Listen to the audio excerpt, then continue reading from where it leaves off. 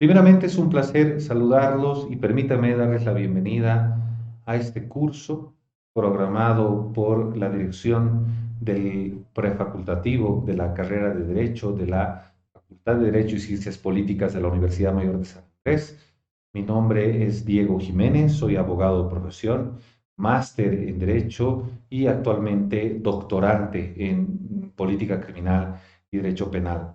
Soy profesor titular de la materia Teoría Política y del Estado, de la cual justamente por esta suscripción académica y mi vinculación a la carrera de Derecho, a nuestra institución, es que se me ha asignado la materia de Teoría del Estado, la cual para esta gestión tiene proyectado el desarrollo en 10 clases virtuales, en 10 clases que se vamos a desarrollar bajo esta misma metodología, y el texto guía que ustedes deben comprometer para el estudio de esta asignatura es el texto Estado, Gobierno y Sociedad. Es un texto que tiene como autor al profesor Norberto Bobbio, que como ustedes saben, el profesor Norberto Bobbio es natural de Turín, de una ciudad al norte de Italia. El profesor Norberto Bobbio va sobre todo a escribir entre la primera mitad, la segunda parte de la mitad del siglo XX y sus escritos más importantes en la segunda mitad del siglo XX. El profesor Norberto Bobbio, que es profesor, fue profesor hasta su partida de la Universidad de Turín, fue profesor de varias universidades europeas y fue también en su vida como profesor y en su vida política, fue partidario de las ideas del socialismo italiano. ¿Qué quiere decir? Fue parte del Partido Socialista Italiano e incluso nombrado senador vitalicio en la recta final de su vida.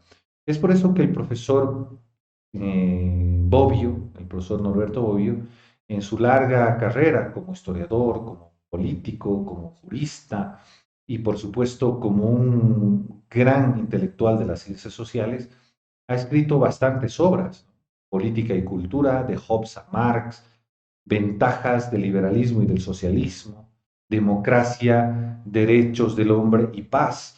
Son parte de un autor completo en el marco de la teoría política que ha podido no solamente desarrollar importantes conceptos en el marco del desarrollo de la teoría general del Estado, sino también se le atribuye al profesor Bobbio ser uno de los principales teóricos del concepto de democracia. Es por eso que para muchos Bobbio es un teórico de la democracia, ya que ha aportado significativamente dentro de su teoría general de la política conceptos que nos puedan permitir aterrizar en esta premisa fundamental. El profesor Bobbio, al momento de publicar esta obra, la obra que desarrollaremos y estudiaremos a lo largo de estas 10 clases, Estado, Gobierno y Sociedad, que tiene por primera publicación el año de 1985, lo que intenta hacer fundamentalmente es plantearnos un intento de aproximación a conceptos fundamentales de lo que podemos entender como teoría del Estado. Conceptos como propiamente derecho privado, derecho público, Estado, sociedad civil, ¿no? Estado, sociedad civil, pero él parte de una metodología fundamental. Él parte de una metodología que es propia de algunos autores en el marco de la teoría política que nos plantean el desarrollo de ciertos conceptos a partir del análisis dicotónomo de esos conceptos, donde una variable o un concepto aparece fundamentalmente a partir de que se desarrolla o se niega un otro concepto. Valga decir, el clásico ejemplo es el concepto de paz. Paz es un concepto propio, pero podríamos entenderla también a la paz como ausencia de guerra. Valga decir, el concepto de guerra es un concepto contrario al concepto de paz. Se entiende de este ejemplo que cuando hay paz, no hay guerra, y que cuando hay guerra, paz. Valga decir, estos dos conceptos se pueden explicar a sí mismos con una suerte de negación del otro concepto. O, valga decir de una forma, un término da luz al otro término, ¿no?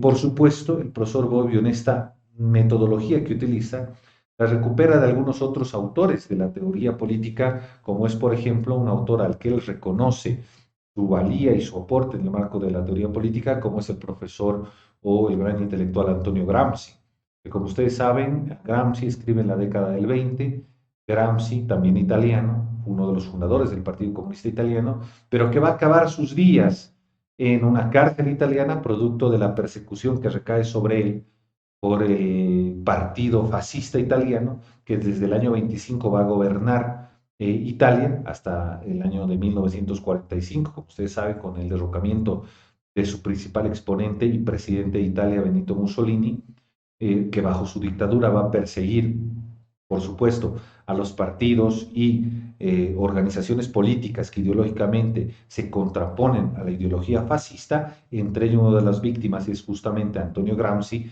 y que Gramsci, que milita, su militante comunista, primer secretario general del Partido Comunista Italiano, no va a llegar a escribir nada, o sea, en términos de obras publicadas. A Gramsci sobre todo se lo conoce por los cuadernos o apuntes de cárcel que él realiza durante su reclusión, ¿no? Su reclusión en un centro penal italiano, y cuyos apuntes se denominan los cuadernos de cárcel.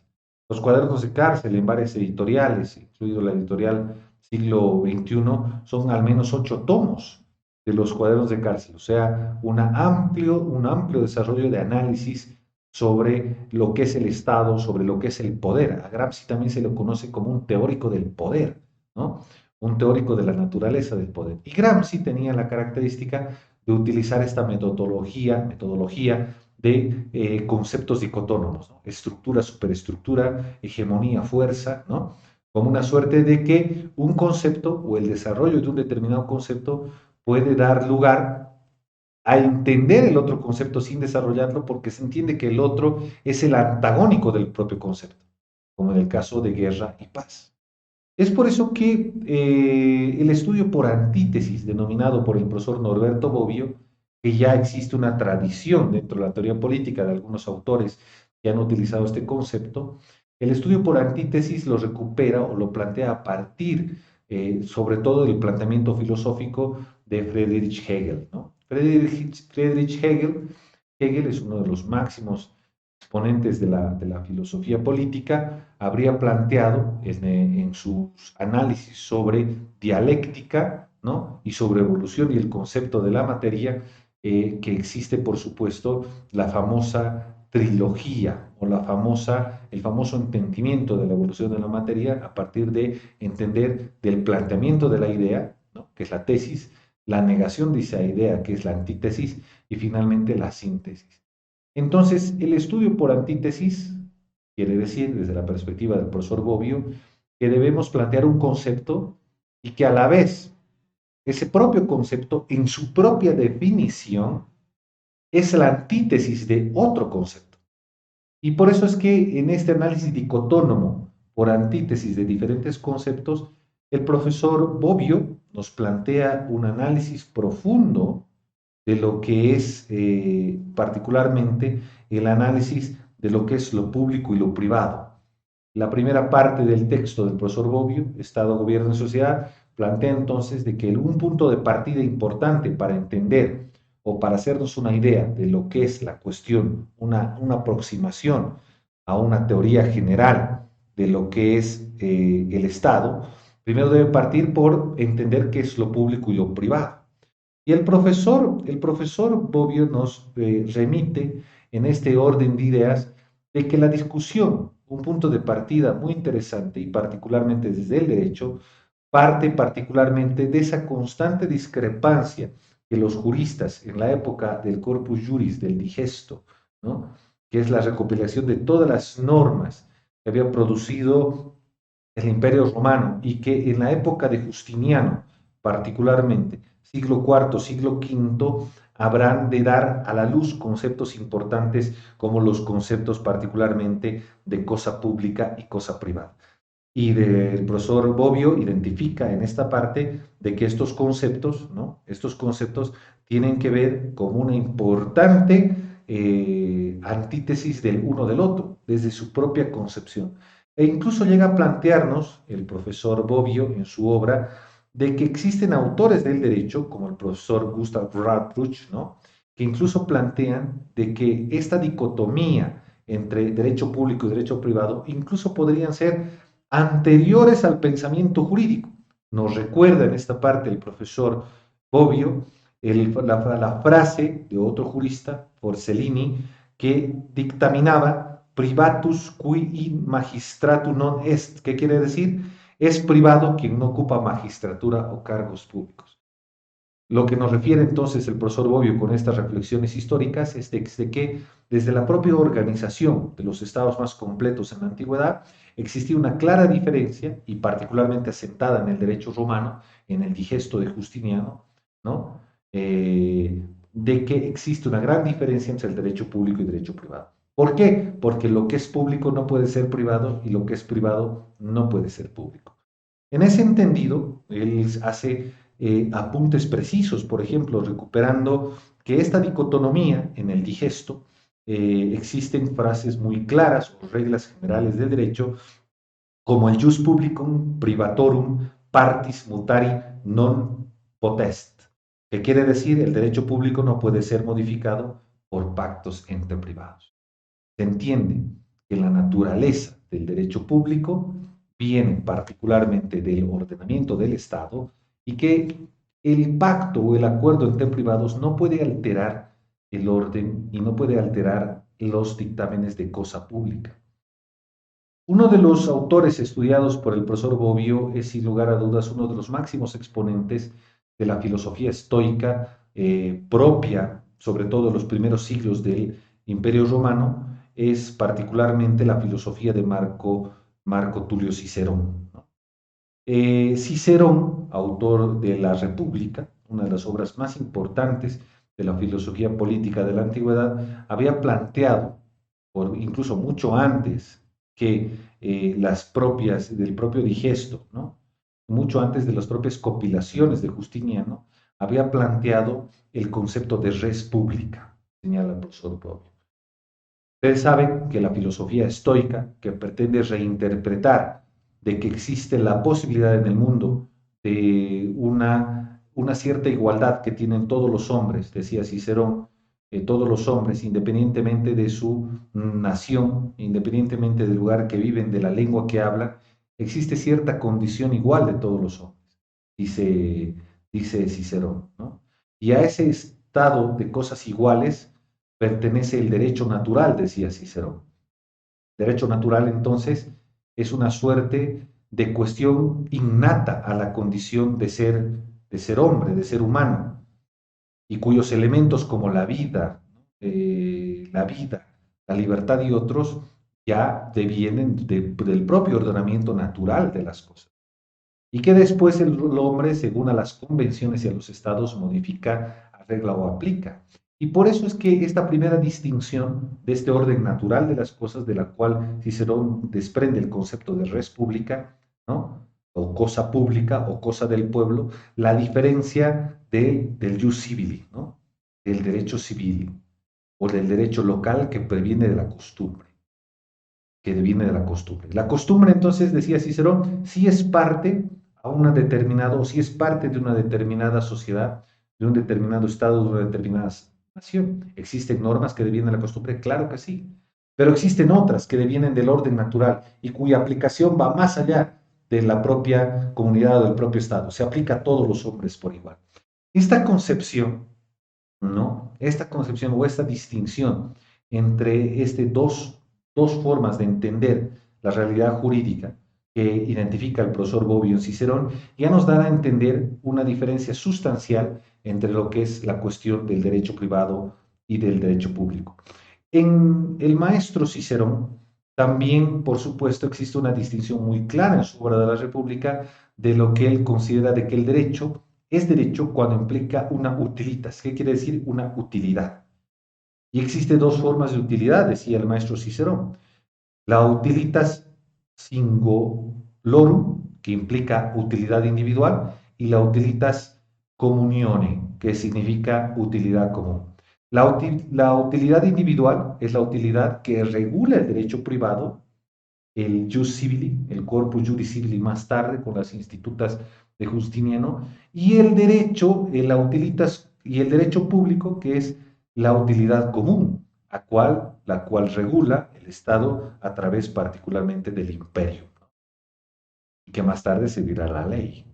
Entonces, ambos ámbitos están plenamente diferenciados el uno del otro y va a plantear de que de esta diferencia entre lo público y lo privado van a desprenderse otros conceptos dicotónomos, como por ejemplo, dice el profesor Bobbio, la sociedad de iguales y desiguales, que también los considera dos conceptos dicotónomos.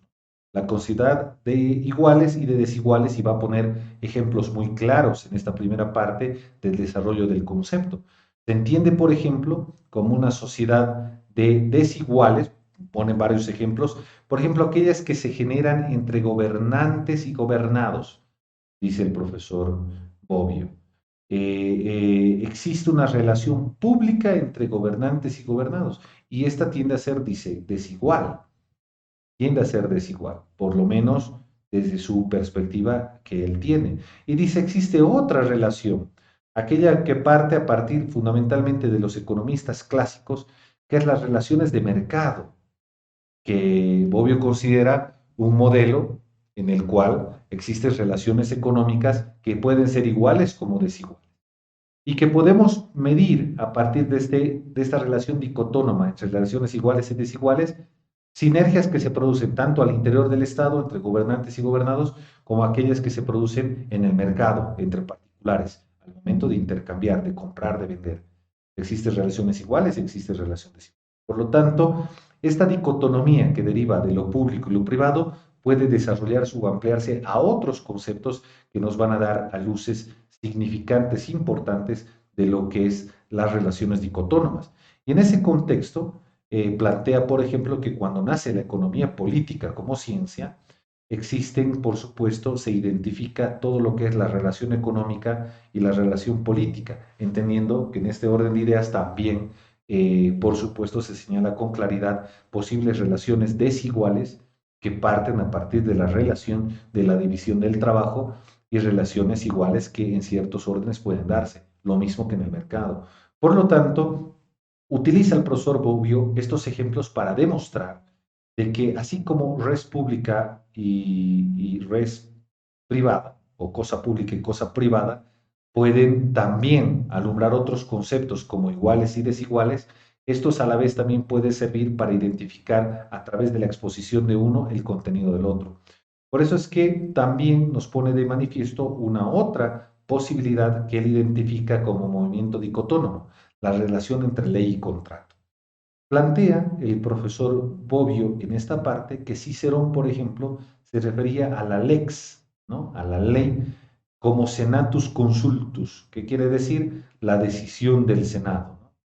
Y por lo tanto identifica desde Cicerón hacia adelante de que la ley es una manifestación sobre todo del orden público, porque implica la manifestación del poder, independientemente de la forma de gobierno, independientemente de la forma de Estado, la ley es una manifestación del poder de quien ejerce una determinada relación de gobernante respecto de los gobernados.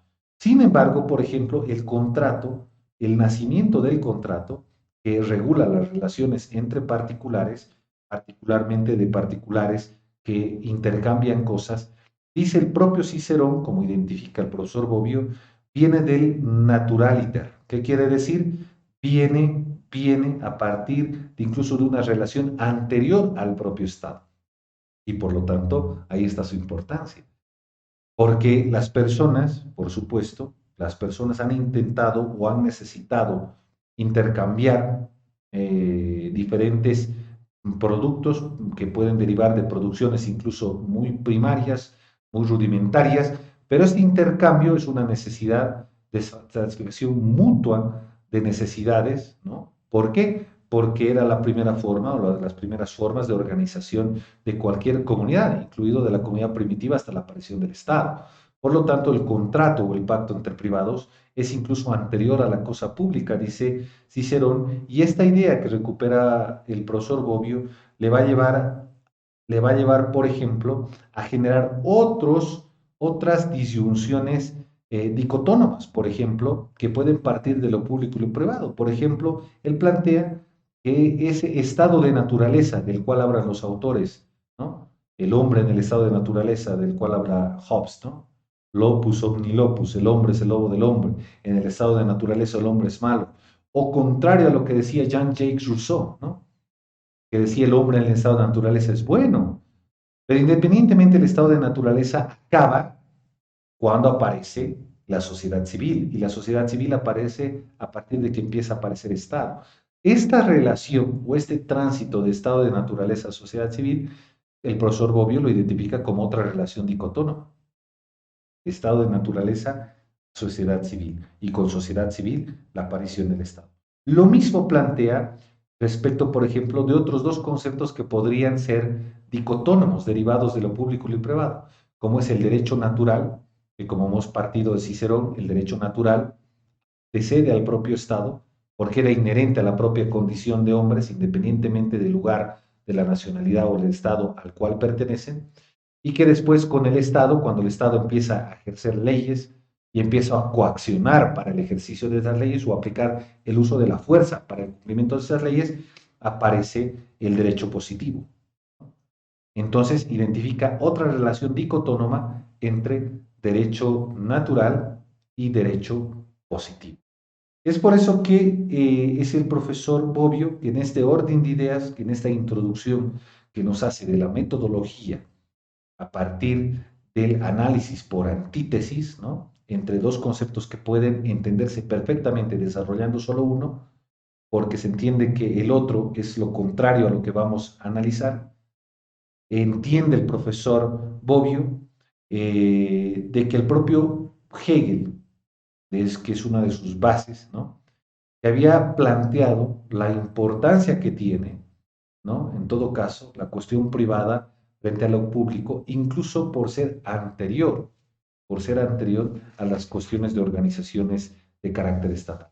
Otro de los conceptos dicotónomos que identifica el profesor Bobbio es particularmente el desarrollo de dos conceptos que tienden a ser también dicotónomos y que tienden a explicarse uno en contraposición al otro, como es el de justicia conmutativa frente a justicia distributiva. Entiende el profesor Bobbio que la justicia conmutativa, que es un concepto, por supuesto, aristotélico, que es un concepto que viene desde Aristóteles, pero que desarrollándolo el profesor Bobbio entiende que es el intercambio que desarrollan las personas por cosas que tienen un valor igual. Valga decir, ¿no? Valga decir, contrario a la justicia distributiva, donde la justicia distributiva es también, es darle a cada cual lo que le corresponde, pero a partir de una autoridad que reparte el total de las cosas, a partir de lo que se considera lo que es la parte que a cada uno le corresponde. Valga decir, en la justicia conmutativa son las partes las que intercambian dos cosas que creen que tienen un valor similar. Son las partes las que deciden entonces qué es y cuánto puede valer aquello que están intercambiando. Y esto, por supuesto, se contrapone a la justicia distributiva, donde es la autoridad, un tercero, que tiene el poder para repartir lo que se considera justo a los demás. La justicia distributiva, por ejemplo, tiene su máxima, aunque no deviene este concepto de Aristóteles, pero recordarán la máxima de Ulpiano, que señala que la justicia es la constante y perpetua voluntad de darle a cada uno su derecho o darle a cada uno lo suyo. Y en ese entendido, ¿qué es esa constante y perpetua voluntad? Es un tercero, que es el Estado o el representante del Estado, que divide lo que considera que es lo que le corresponde a cada uno. Por lo tanto, en la justicia conmutativa es derecho privado porque es el intercambio entre dos partes que no tienen que ver con un tercero que es el Estado, y la justicia distributiva lo ejerce un tercero que es el Estado. Por lo tanto, la justicia conmutativa es derecho privado y la justicia distributiva es derecho público. Uno es entre partes y el otro es con un tercero que es el Estado. En ese entendido de cosas, también plantea entonces de que de esta descripción general que se ha hecho hasta esta parte de conceptos dicotónomos que pueden ir dando señales de lo que poco a poco van a ser las bases para entender los conceptos elementales del Estado. Existen también criterios axiológicos, valga decir, criterios basados en valores que van a dar a entender desde la teoría política corrientes distintas del pensamiento de los autores que van a dar primacía, ya sea o que lo privado es más importante que lo público o que lo público es más importante que lo privado, independientemente de cómo describamos, existe dentro de la teoría política, como lo plantea el profesor Norberto Bobbio, entonces quienes defienden la primacía de uno de los conceptos.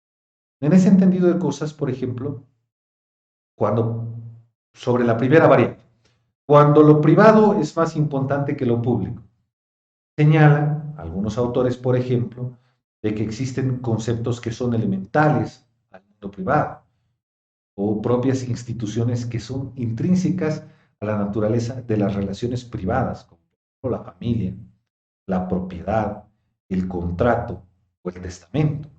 Y que estas variables, incluso, incluso autores como Hegel, que escribe en 1821, ¿no? Había planteado, decía el profesor Bobbio, el concepto de Recht, derecho.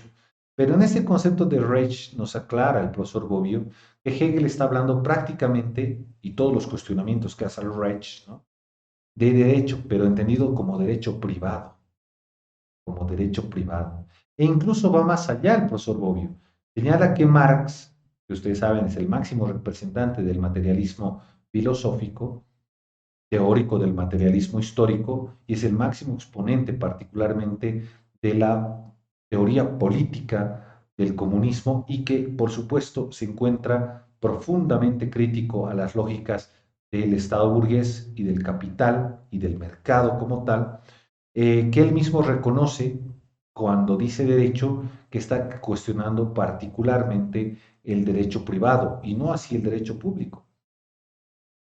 Por lo tanto, dice el profesor Bobbio que incluso uno de los máximos exponentes o el más grande exponente del derecho soviético en el tiempo que existió la ex Unión de Repúblicas Socialistas Soviéticas, que fue la máxima o la primera y gran experiencia del socialismo real y que fue producto de la revolución de octubre de 1917, bueno, revolución de febrero, primero con el derrocamiento del zarismo en Rusia, ¿no?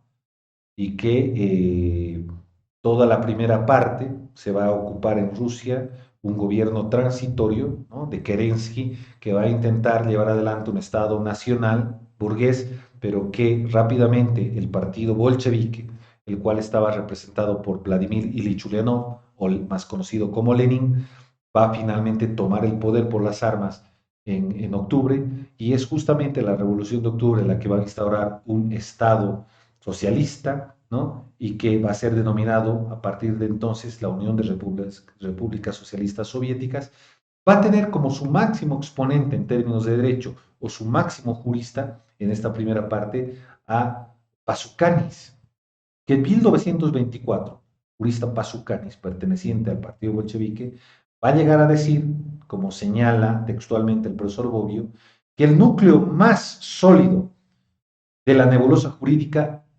es el derecho privado. Porque si incluso pretendiéramos anular el mercado como una variable fundamental de la existencia de la sociedad y fortalecer el Estado en su totalidad, o la parte pública, la red pública, el Estado, anulando el mercado, e incluso Pasucanis había reconocido que las relaciones entre individuos, los contratos, la familia, el testamento, siguen siendo, ¿no? Dice, la nebulosa jurídica más grande de las relaciones jurídicas o de las relaciones en derecho. Por lo tanto, sería una falacia pensar que incluso ni siquiera los detractores más alejados de la verdad histórica de que la ex Unión Soviética hubiera eliminado el derecho privado. No, lo ajustó, lo matizó a un entendimiento donde lo público era más importante que lo privado, pero por supuesto eliminarlo era una imposibilidad y de hecho lo fortalecieron. tal cual hicieron sus juristas más importantes como Stuka o Joseph Stuka o Pasukanis, ¿no? De hecho, Kelsen, el máximo exponente del positivismo jurídico y, ustedes saben, autor de la teoría pura del derecho, en 1960 había señalado que el derecho privado, como relación jurídica tout court, ¿no? Que implicaba el tout court, que es el derecho puro, ¿no? Que es en esencia derecho privado, en contraposición a lo que él consideraba el derecho público, que tiene tergiversaciones de derecho puro. ¿Por qué? Porque median relaciones de poder. Porque el derecho público deviene del Estado, mientras que el derecho privado deviene de las relaciones entre privados. Si valga entender, si hasta aquí han comprendido entonces, de que esta dicotomía entre público y privado nos asoma a grandes diferencias entre derecho público y derecho privado, también nos asoma a grandes diferencias entre las diferentes formas de Estado, por supuesto. Es por eso, por ejemplo, que señala el profesor Bobbio de que inclusive los grandes defensores del derecho público y de la soberanía monárquica, en un tiempo muy complicado, como era el siglo XV, el siglo XVI, autores como Jean Bodin, habían planteado, por ejemplo, en sus 6 libros sobre la República, la necesidad de instaurar una soberanía monárquica, pero aún así, aunque le daba toda la atribución al monarca para definir sobre su voluntad, desde su voluntad hacia todo el Estado, aún así reconocía de que había límites o debería tener límites para no meterse sobre las cuestiones que eran anteriores al Estado. ¿Y qué era anterior al Estado? Decía Jean Bodin, siguiendo la línea del derecho natural o la línea que ya había planteado Cicerón 1500 años antes. La familia, ciertas libertades, ciertos órdenes que son anteriores incluso al Estado. Y decía Jean Bodin, ni siquiera el monarca absoluto, que aparte es legítimo gobernante del Estado, y que así debe ser porque Jean Bodin es un gran defensor de la monarquía absoluta, no debería meterse sobre aspectos de carácter ultra privado que son anteriores al Estado y que devienen del derecho natural. El mismo Hobbes, Thomas Hobbes, 1576, en su obra El Leviatán, que era el Leviatán. El Leviatán era una bestia mitológica, ¿no? Y que dice Hobbes, el hombre en estado de naturaleza es malo, es perverso, recurre a sus pasiones y tiende a hacer daño a los otros, a satisfacer sus propios intereses, no le importa si afecta los intereses de los otros, o termina haciéndole daño verdadero. Por lo tanto, también sabe que en cualquier momento él también va a sufrir un daño. Por lo tanto, hay un momento en que los hombres, dice Hobbes, tienen la necesidad de hacer un pacto, un contrato, donde ceden una parte de su libertad, quedándose con una parte mayor de su libertad, pero hay una parte de su libertad que cede a algo superior a los propios hombres. Hacen un contrato y producto de ese contrato crean el Estado. Y el Estado, como lo representa Hobbes, un leviatán, una bestia mitológica, es el único encargado ahora de administrar la violencia del Estado. Y aquel que rompe con el contrato, rompe ese pacto, afecta a otros hombres yendo más allá de sus libertades, el mismo leviatán es el que encarga de desencadenar o aplicar su fuerza. Por eso, incluso Hobbes, que también defiende la monarquía absoluta, y que entiende que hay una soberanía que recae sobre el monarca, habrá de reconocer en el Leviatán, igual, pese a que existe en el estado de naturaleza esa maldad, esa, esa perversidad inherente a todos los hombres, el mismo Hobbes reconoce de que el monarca tiene que respetar la libertad mayor que han decidido los hombres reservarse para sí mismos, que es la esfera privada. La familia, el testamento, los contratos, ¿no? Etcétera. Entonces, es por justamente cuidar esa parte que se hiciera un pacto mayor, darle una parte de libertad al Leviatán para que me garantice esta otra parte que es mi parte estrictamente privada. Y por lo tanto, Hobbes defiende en última instancia de que debe reservarse esta parte a lo privado. Pero es John Locke, ¿no? El segundo tratado sobre el gobierno civil, que es una de las obras más importantes en la teoría política, es el que va a llegar a decir que incluso la propiedad es anterior al Estado. Y si la propiedad es anterior al Estado, por lo tanto es un derecho natural. Luke entonces va a ser, dentro de los contractualistas, el más grande defensor de la propiedad y con la propiedad el derecho a decidir sobre ella en relación privada y que no debería meterse la cuestión pública sobre lo privado, el más grande defensor sobre la primacía de lo privado sobre lo Constant, que va a hablar de la supremacía, ¿no?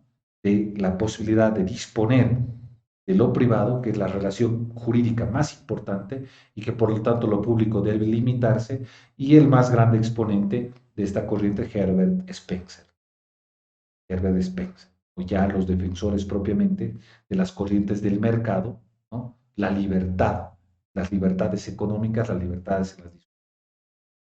Y frente a esta primacía de una corriente de diferentes autores en la teoría política, donde lo privado debería ser más importante que lo público, se levanta con mucha fuerza la otra corriente. Los autores que defienden que lo público debería ser más importante que lo privado, ¿no? El primero de ellos, Hegel, parafraseando a Aristóteles, ¿no?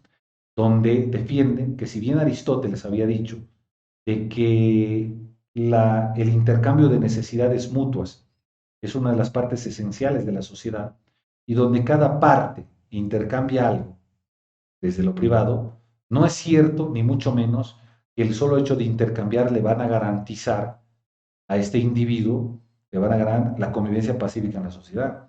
De hecho, la sociedad solo puede funcionar cuando es vista como un todo y las partes no son posibles de realizarse o emanciparse a partir de lo individual, sino a partir de que se les garantice de que puedan intercambiar la parte suya con el resto del intercambio de otros. Si yo produzco comida, el otro produce vestimenta, el otro produce cobijo, casa, etcétera. Entonces, todos intercambiamos algo. No es que cada quien puede subsistir en lo individual con lo que intercambia, sino que el todo es la suma de las partes, pero las partes a la vez no se pueden definir a sí mismas. Con esta reinterpretación que hace Hegel de Aristóteles, defiende que lo público es quien determina por sobre lo privado.